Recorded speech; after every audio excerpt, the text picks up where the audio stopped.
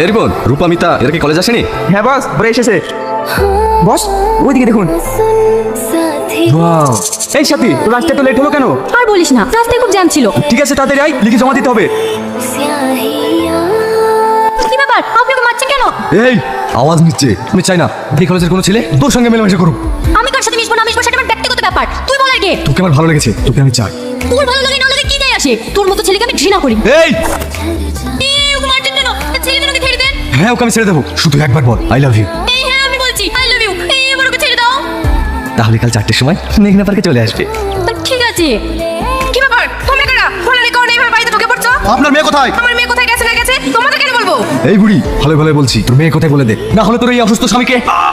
আমার স্বামীকে ছেড়ে দাও, আমি বলছি। কি রে সাথী, তুই এখানে মন খারাপ করে বসি কেন? তোরা তো সবই জানিস কাল কলেজে